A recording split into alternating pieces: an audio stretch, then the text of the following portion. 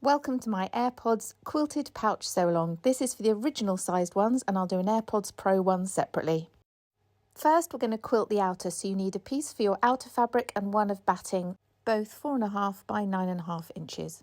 Before we quilt it, we just want to place the outer fabric on the batting. You can either pin it in place or you can use basting spray, which is my new favourite find. You just simply spray it on and then stick your fabric to it, and it's a non-permanent glue and it just keeps it all nice in place for when you're quilting. For this quilting I've chosen to do a kind of crisscross because I think it works really nicely, about 1 inch apart. So because I'll be using a quilting guide, I'm just marking one line in one direction, one in the other direction, and then I'll head over to the sewing machine. If you're not using a quilting bar whilst you're sewing, you could mark all the lines on just to make it easier, just to make sure that they're all straight. So this is the quilting attachment I was talking about, and if you haven't got one, I would strongly recommend you get one because I use it all the time. I've set mine at 1 inch width and then I'm setting my stitch length to 3.5. And then you just simply go ahead and sew all of your quilted lines in both directions. And you can see here how easy having one of those little quilting bars makes it, because all you do is you just line it up on the stitch you've just done and it just keeps everything really nice and equally distanced and just so much neater. And then we just cut that piece down to 3.5 inches by 8.5 inches. You'll want that piece and then you'll want another piece of your outer fabric in the same 3.5 inches by 8.5 inches. You'll want a piece of the outer fabric for your tab, which is 3 inches by 2 inches. You'll also want some cam snaps and your keyring. Next, we're going to make the little fabric tab, which is what the keyring's going to hang from. So you want to take that to the ironing board, fold it in half, give that a press, and then you want to fold the outer bits into that centre line and fold it over again so there's no raw edges. And then what you're going to do is you're going to sew first down the open edge and then down the other edge with a nice neat top stitch. So it will look like this, and then you just want to trim off any loose threads just to neaten it all up a bit. Now we're going to create the curved top bit, and so you want to fold your quilted piece in half and just put a tiny little notch just so that you can find that centre point. If you've got a round edged ruler, then you can use that just to cut your corner. If you haven't got that, then anything round like a bottle top or a small dish will work just as well. And to make sure both sides are the same curve, it's easier to just place your quilted cut piece on top of your other outer piece and then just follow that same curve line round.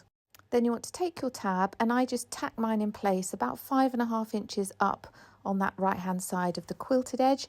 And then you want to place the two outer pieces right sides together and just pin or clip those in place. And then we're going to be taking this to the sewing machine and sewing the two of them together. You'll want to leave a gap of about 2 inches on that bottom where you don't sew, and that's where you're going to turn the whole thing right side out once you've finished sewing. So we're going to sew with a 1/4 inch seam allowance, starting and stopping either side of that gap.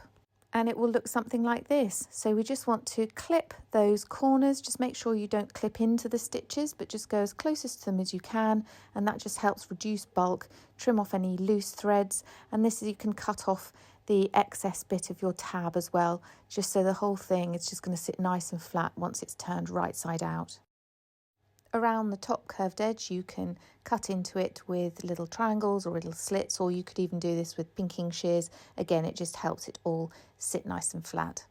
And now for the fun bit, this is when we get to turn it the right side out. So just put your finger through that gap, press around all the corners with your fingers, and then go in with your chopstick or a crochet hook just to get that top edge and all of the corners sitting as nice and neat as you can make them.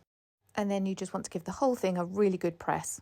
Whilst you're pressing it, just where you had that hole at the bottom, just make sure you're pressing it in so it's all sitting nice and neatly. And then what we're going to do is we're going to go to the sewing machine and we're going to top stitch all the way around, closing up that gap in the process. So I'm sewing with about 1/8 of an inch seam allowance here, and just nice neat edge all the way around. Take your time as you go around the curved top edge because you want it to look as nice as possible. And then we're almost there. So if you want to get your Airpods and just put them inside, just so that you can check you're happy with the positioning of the flap. And then once you've done that, you're just going to mark where you want that fold to be. Then fold the bottom piece up just to where you've marked and pin that in place. And then we're going to head back to the sewing machine, and you're literally just going to sew over the line that the top stitch line that you did before, just so that you don't see another stitch line. And you just need to sew from the bottom up to where that pocket opening starts. You don't have to go all the way around the top flap again. And the last step is just to work out where you want the cam snap. So put your Airpods in, fold the flap over, and then just find the midpoint of the top flap. And once you've done that, fold your flap down and just work out where you want the top of the cam snap to go. Poke that through, and then you want to put your top cam snap in place, using a little bit of brute force just to make sure that it's nice and fixed. Then put your Airpods back in and then bring that down, and then you can work out where the other side of the cam snap needs to go, so it's all going to be nice and lined up. Take your Airpods out and then put the other side of the cam snap in. It can be a little bit fiddly, but if you've used cam snaps, you'll probably know what you're doing. If you haven't got cam snaps, what you could do is, if you're confident making a buttonhole, you could put a button on here, or you could hand sew a little clasp or a little loop or something just to make sure that it's securely closed when it's in your bag. And then you are done. All that's left to do is just put on your keyring and admire your handiwork. I love them. I also made one for my Bose earbuds because I couldn't resist. I will do a separate sew along for the AirPod Pro once I've got the sizes sorted out, so watch this space. But I hope you liked my sew along. If you did, please feel free to leave a comment and a like and share it with your friends.